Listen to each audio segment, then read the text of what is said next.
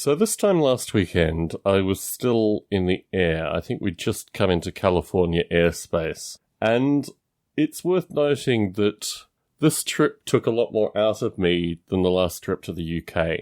The last trip to the UK was done through the darker time of the year, and I think I got a lot of exposure to sunlight, and it just made the jet lag worse. I was also traveling with my wife, and in traveling with someone else, you have an ability to acknowledge how bad your jet lag is. You're also working within the sleeping times of another person. So when I went last time, the time before last, let us say, I had the ability to sleep when I wanted to sleep, to do stuff. Obviously, I had, stuff to do, but I could work in my own sleep hours and just get through the jet lag accordingly. And this trip, however, it just seemed a lot more brutal. Now, it could just be summer to summer. Could be a wide variety of other things. I worked a bit through this trip. I probably worked more, actually, through the last trip. But, yeah, it was just a very different trip. I kinked my back midway through the trip, and thankfully, by the time I was flying out of the UK, that was no longer an issue. But this really was a tale of two Londons, this trip. That's why I'm thinking of it. The first half of the trip, we were in central London, and the second half of the trip, we were at a place called Mortlake, which I stayed in the last trip as well. In fact, I intentionally wanted to return to this place because it's just an amazing and interesting place. And the two main things for me this trip were the UK banking and also meeting Steve Jackson and Ian Livingstone. And I'm going to save the Steve Jackson, Ian Livingstone discussion for another podcast to simulcast on My Rules Are Better. But I did want to say that the banking didn't work out at all.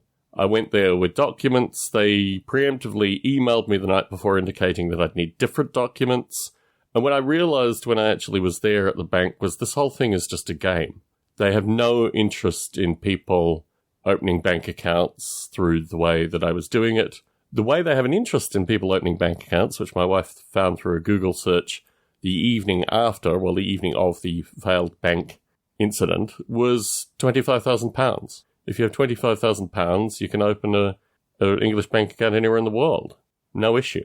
So what they do is create all these obstacles and stupidities and, double guessing games twice removed. And in this trip to the bank, I asked if they could give me a formal list of the documents I needed to provide, and she wrote on a Post-it note. And I said, is this the level of formality which is, given here?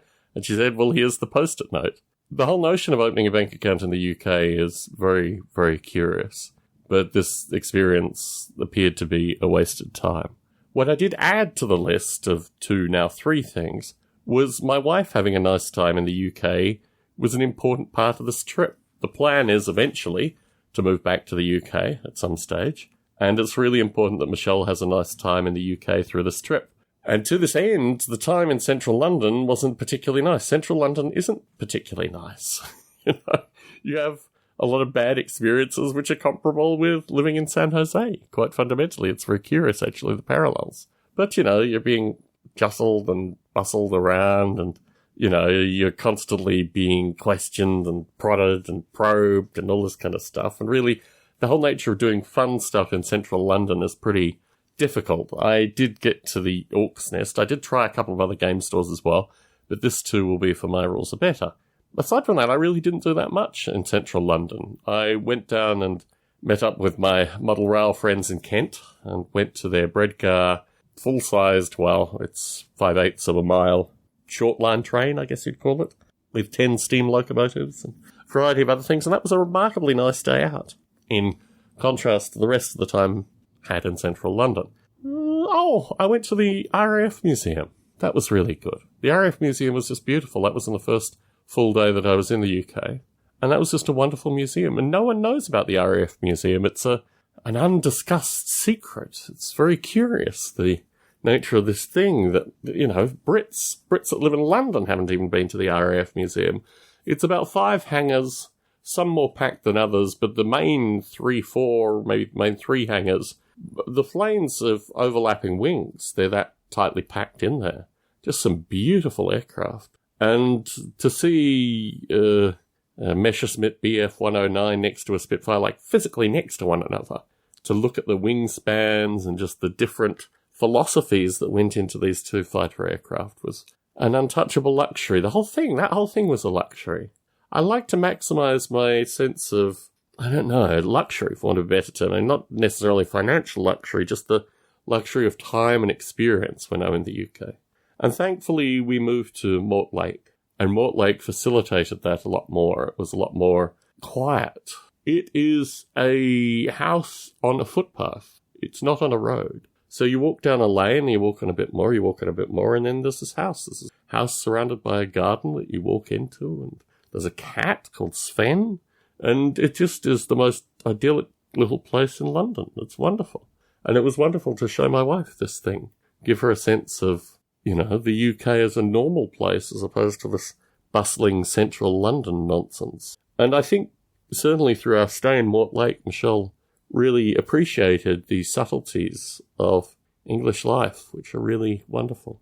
And it was quite a nice, I mean, it was hot for the time that we were in central London, but it cooled off a bit by the time we got to Mortlake. And that was really very, very nice, very easy going. So I had a number of things that I was working through this trip. The first is whether I changed the name of my project.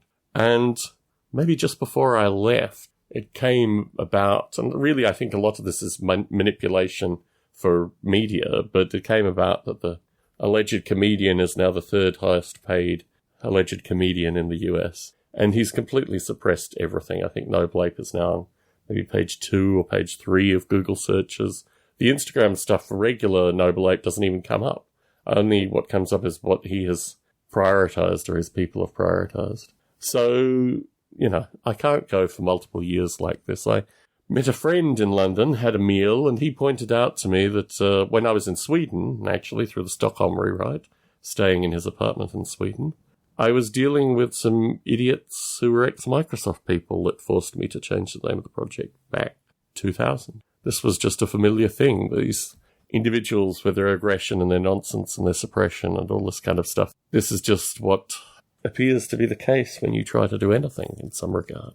I thought about my relations, my old relations, as I saw a couple of, well, really just one second cousin this trip.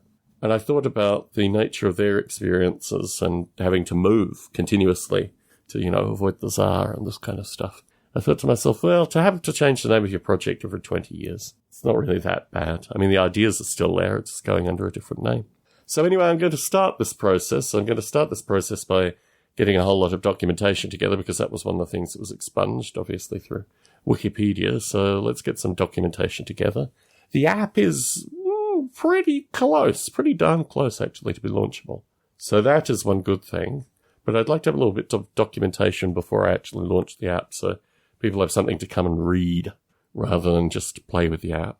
One idea that did come through my interactions with Steve Jackson and Evelyn Livingston, which I will preface here, is this notion that all the things that I built Noble Ape on, they built their intellectual property on as well, in terms of reading, you know, some degree of interactive thoughts, a variety of things, but for them in particular, the ability to draw maps, take notes, these kind of things. But, you know, that's not really in Noble Ape, but it was certainly built upon that. They said all of that stuff is dead. The nature of the next generation is not that they will have nor care about this kind of thing. And it really made me reflect very heavily about what I've done to date with these ape simulation things. I just wondered if this was, you know, something of a prior generation that I'm just maintaining in some very strange way. What else did I work through the UK trip? I didn't get a lot of sleep. I still haven't gotten a lot of sleep. I'm still feeling a bit jet-lagged. We went to Sacramento for the past few days, nominally for the Narrow Gauge Convention, nominally for Model Rail Radio 10 years, but really I caught up with one friend, went for an afternoon with him, which was very nice. Caught up with another couple of folk who I've known previously through Model Rail Radio, a few more who didn't come.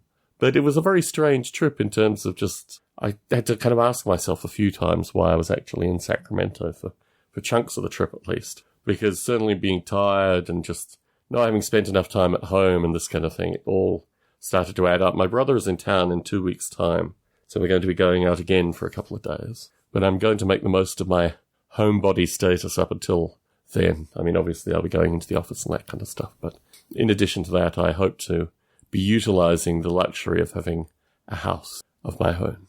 And really, what I've taken away from the UK trip is I think we're still on with regards to going back. we're still on a lot of things. I've kind of doubled down my efforts. There were a few points of disappointment through the trip, but nothing that completely eliminated the thought that this will be a place for my future. So that will leave me very happy.